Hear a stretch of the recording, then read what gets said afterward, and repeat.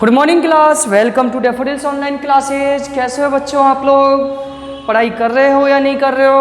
और सब सही तरीके से आपकी स्टडी भी सही चल रही होगी, आप स्वस्थ होंगे सही पर, घर पे सही सलामत होंगे और किसी भी तरह की आपकी प्रॉब्लम स्टडी में क्रिएट नहीं हो रही होंगी। स्टूडेंट्स, अपने टॉपिक को हम चालू करते हैं। और पिछले वीडियो लेक्चर में आपको यदि याद होगा, मैंने एक नए चैप्टर चालू किया था, चैप्टर नंबर 18, और आपको बताया था कि इस चैप्टर में हम इंडियन के बारे में, भारतीय वैज्ञानिकों के बारे में पढ़ने की कोशिश करेंगे।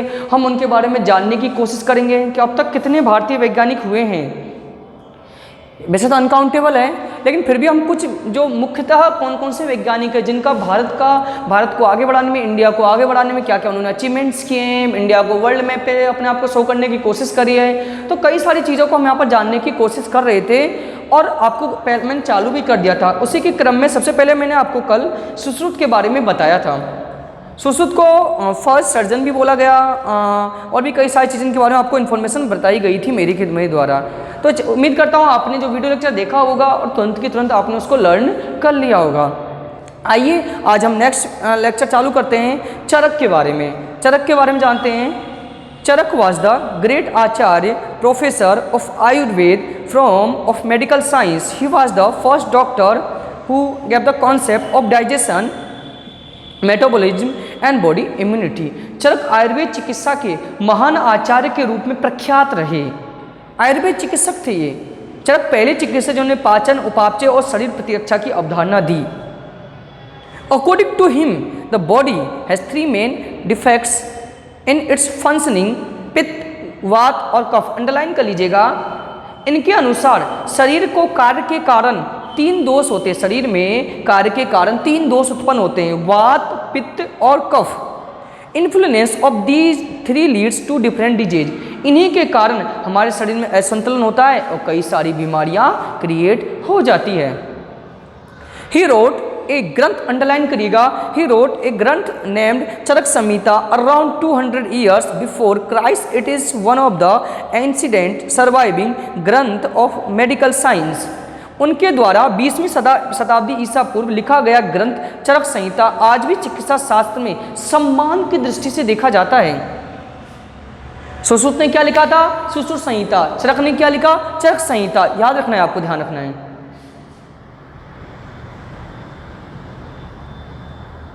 The granth it is written in Sanskrit. The granth is divided into 8 section and its both in prose and verse. Sanskrit में प्राचीनतम ग्रंथ है और यह ग्रंथ 8 खंडों में वर्णित गद्य और पद्य दोनों रूप में लिखित है। More than 2000 years ago, Charak discussed about principles or genetics. He knew the reason of determination of gender of child.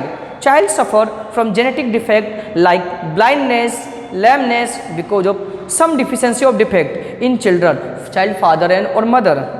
चरक ने, अंडरलाइन करना, आनुवंशिकी के मूल सिद्धांतों को 2000 वर्ष पूर्व ही जान लिया था। जो ग्रेगर जॉन मेंडल ने काम किया था ना, जिसको हम पढ़ते हैं, ऑस्ट्रेलिया के साइंटिस्ट को, वो चरक ने 2000 साल पहले ही काम कर लिया था। लेकिन हम लोग मानते ही नहीं, हमारे पास प्रूफ नहीं है, हम लिखी हुई चीज़ों को मानते हैं, प्रूफ्ड चीज़ों को मानते हैं। लेकिन चरक यदि वास्तव में देखा जाए तो मेंडल से पहले हमारे जो चरक थे वही कर चुके थे इन कामों को। आनुवंशिकी के बारे में सिद्धांत बता दिए थे उन लोगों ने। उन्हें उन कारणों का पता था जिनसे शिशु का लिंग निश्चित होता है। बच्चे में आनुवंशिकी दोष जैसे लंगड़ापन व अंधापन माँ या पिता में किसी भी अभाव या त्रुटि के कारण होता है।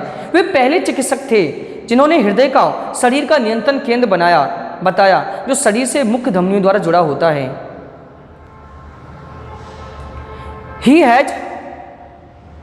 He told the heart of the controlling center of the body and connected main arteries. He was also given drive test for doctors and medical students. According to him, doctors should not keep enmity with patients in any case. People associated with the medical profession should not disclose household information of a patient or to other. चरक ने चरक संहिता में चिकित्सकों व चिकित्सा विज्ञान के विद्यार्थियों के लिए कुछ निर्देश व प्रतिज्ञा का भी उल्लेख किया है। उन्होंने बताया कि कोई भी मेडिकल स्टूडेंट को, कोई भी डॉक्टर को कुछ रिजोल्यूशन प्रतिज्ञा लेनी पड़ती, जो उन्होंने कुछ जिक्र किया है। क्या बताया उन्होंने? समझिएगा ध्यान से। People associated with the medical profession should not disclose household information patient और other. Doctor should be always be ready learn and acquire knowledge. Charak के अनुसार चिकित्सकों को रोगियों से किसी भी दशा में स्वतंत्रता नहीं रखनी चाहिए। रोगी की घर की बातों को बाहर नहीं बताना चाहिए। चिकित्सक का सदैव ज्ञान की खोज में तत्पर रहना चाहिए। यानी देखो बहुत अच्छी बात बोली चरक ने। एक तो डॉक्टर को कभी दुश्मनी नहीं निकालनी चाहिए कि मेरा दुश्मन है, मैं इसका इलाज नहीं करूंगा, इसको मार दूंगा। नहीं, डॉक्टर को कभी भी किसी से शत्रुता नहीं निकालनी चाहिए, क्योंकि वो डॉक्टर है, वो भगवान का रूप है उस समय। समझ गए? वो ऐसा काम नहीं करेगा। हम लोगों के मन में गलत थिंकिंग आ जाती है, लेकिन नहीं, डॉक्टर कभी भी ऐसा करने की कोशिश नहीं करता। वो दुश्मन ही क्यों न हो, वो उसका भी इलाज करे, क्योंकि उस समय भगवान के रूप में माना गया है हमारी पृथ्वी पर। भगवान के बाद यदि कोई पृथ्वी पर दूसरा है तो डॉक्टर ही भगवान का रूप है। हम उसको मानते हैं कि उसी के भरोसे हम अपने जीवन को छोड़ देते हैं। तो डॉक्टर की भी मोबिलिटी बनती है कि वो किसी के साथ दुश्मनी नहीं करे। दूसरी बात, डॉक्टरों को एक जिम्मेदारी होती है, उनको घर की बात है, किसी आदमी को कोई बीमारी है उसको गुप्त रखे, ये नहीं सबके सामने ढिंढरा पीटे। इसलिए डॉक्टरों को किसी के रोगी के घर की बात को बाहर नहीं बताना चाहिए। थर्ड, डॉक्टर को अपना ज्ञान हमेशा बढ़ाना चाहिए। कैसे बताऊं आपको? अभी मान लो आज से 30 साल पहले कोई डॉक्टर बना होगा, या 25 साल 20 साल पहले कोई डॉक्टर बना होगा, उसने जो पढ़ाई करी होगी और प्रेजेंट टाइम में जो डॉक्टर की पढ़ाई चल रही है, आप भी जानते हो काफ़ी डिफरेंसेज आ चुका होगा। पहले टेक्नोलॉजी नहीं थी, आज टेक्नोलॉजी आ चुकी है। क्या डॉक्टरों को अपना ज्ञान नहीं बढ़ाना चाहिए? यदि वो आज की टेक्नोलॉजी को नहीं जानेंगे तो आज के समय वो इलाज ही नहीं कर पाएंगे। उनको टेक्नोलॉजी के बारे में नहीं पता होगा, तो टेक्नोलॉजी को उनको बढ़ाना चाहिए। उन डॉक्टरों को प्रेजेंट टाइम में क्या चल रहा है नया मेडिकल साइंस में, उनको हमेशा पढ़ते रहते हैं, वो लोग देखते रहते हैं। तो डॉक्टरों को ये काम, जो चिकित्सक है उनको ये काम करते रहना चाहिए। चरक अंडरलाइन करेगा, Charak has a meaning to walk. Sanskrit आचार्य Charak used to travel a lot of cure common people suffering with the various elements and to the educated them and hence he was called Charak. अब देखो कितनी अच्छी बात की। चरक शब्द का अर्थ है चलना। चरक का मीन्स क्या है? चलना। वे पीड़ित जनता का इलाज करते थे, उन्हें शिक्षा देने दूर दूर तक पैदल यात्रा करते थे, इसलिए उन्हें चरक कहा जाता है। तो एग्जाम में आ जाता है चरक को चरक क्यों कहा जाता है? क्योंकि वो पीड़ित जनता की सेवा करते थे और किसी की सेवा करने के लिए वो दूर दूर पैदल भी चलकर जाते थे। तो ये हमारे एक महान चिकित्सक जिनको बोला गया, सुश्रुत और चरक दोनों के बारे में हमने पढ़ा। एग्जामिनेशन में 2018-19 में दोनों में से क्वेश्चन आ चुका है, तो आपको अच्छी तरीके से पढ़ना है, एक एक लाइन। समझ गए? अगला टॉपिक है अपना सीवी रमन। पूरा नाम है चंद्रशेखर वेंकट रमन, और इसको हमने थोड़ा बहुत इसके बारे में क्लास 8th में भी पढ़ लिया था। चंद्रशेखर वेंकट था वो, तो मैं इंफॉर्मेशन दे देता हूँ। ये भारत के पहले साइंटिस्ट है जिन्हें नोबेल प्राइज मिला है फिजिक्स में। भौतिक विज्ञान पहले और आखिरी है, इसके बाद किसी को आज तक नहीं मिला है। बहुत विद्वान थे ये, कई सारे इन्होंने इनोवेशन भी किया, कई सारे इन्होंने रिसर्च भी किए हैं, जिनके बारे में आप लोग पढ़ोगे। और लाइट जो प्रकाश की ऑप्टिक्स के क्षेत्र में इन्होंने कई सारे इनोवेशन किए।